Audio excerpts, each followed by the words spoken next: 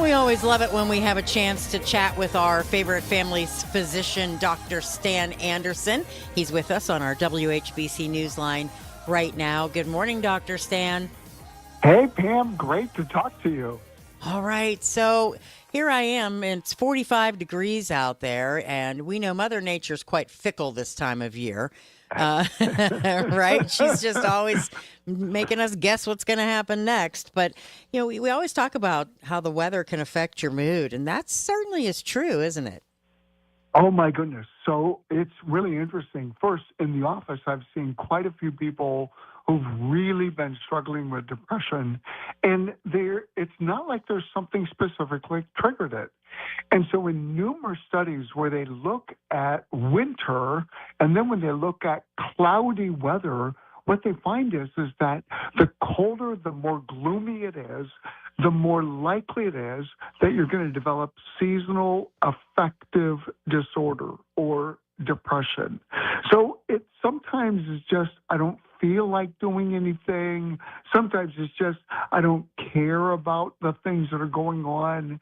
And oftentimes it's just this low-grade feeling that you just don't care as much. And that is oftentimes associated with the weather.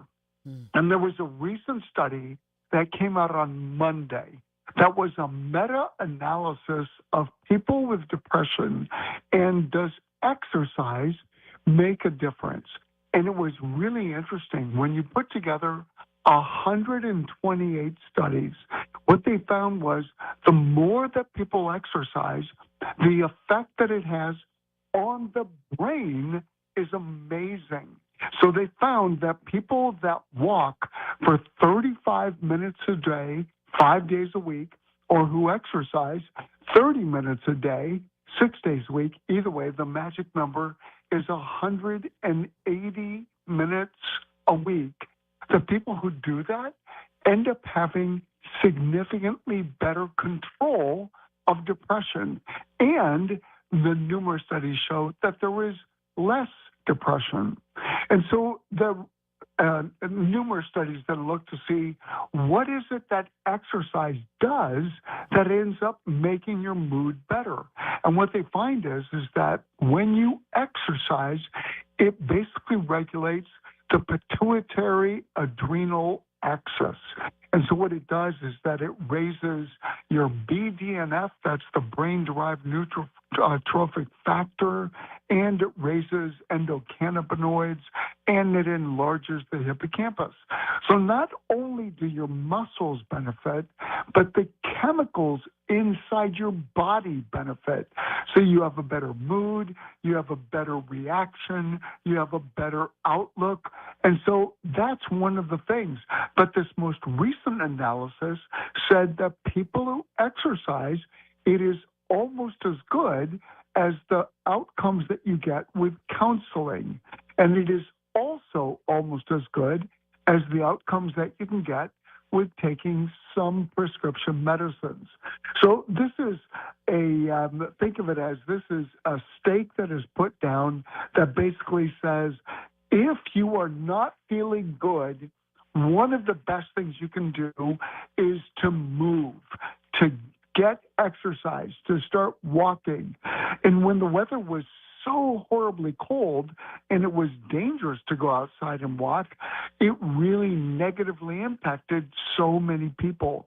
So this is just the most recent study that basically confirms what we've always been saying, which is it's vitally important that we all need to be moving as much as possible. Now, when I say move, I don't mean get out of Dodge and go to Florida.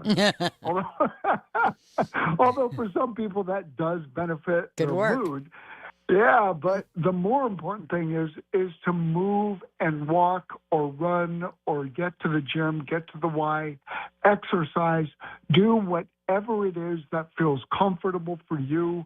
And in the meta-analysis, whether you walked or whether you did any other type of exercise, there was some benefit. The most of the studies looked at walking.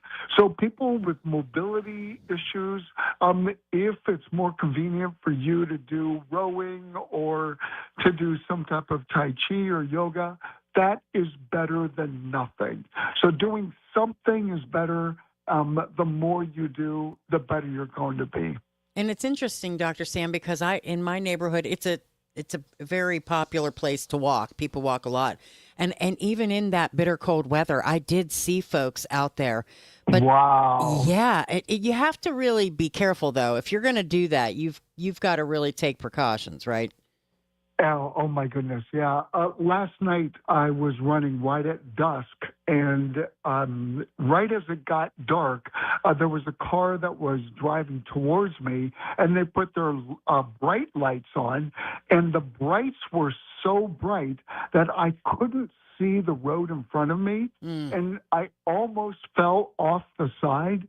So, yeah, you really need to be careful. You need to make sure that you're taking precautions and wear some of the protective clothing if you're going to be later on at night, reflecting so that cars can see you. You don't want to be walking or running and then ending up being hit by a car. No. Take the precautions. Yeah, good idea. All right, Dr. Stan. Well, you have a wonderful day, and we'll chat with you again next Wednesday. Hey, thanks, Pam. I look forward to it. Doctor, I'm screaming out.